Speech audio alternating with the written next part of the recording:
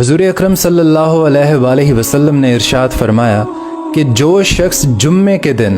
अपने वालिदैन दोनों या उनमें से किसी एक की कब्र की ज़ियारत करता है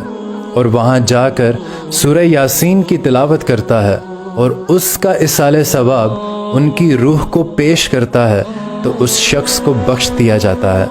और फरमाया कि जो शख्स कसरत से अपने वालिदैन की कब्र की ज़ियारत करता है, जब वो शख्स इस दुनिया से जाएगा तो फरिश्ते उसके कब्र की ज़ियारत को आएंगे। और मज़ीद फरमाया कि जो शख्स इस दुनिया से चला जाता है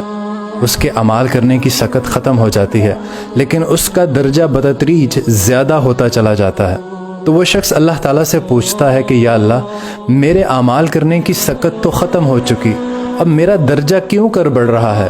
तो अल्लाह ताला इरशाद फरमाएंगे कि तुम अपने पीछे नेक औलाद छोड़ कर आए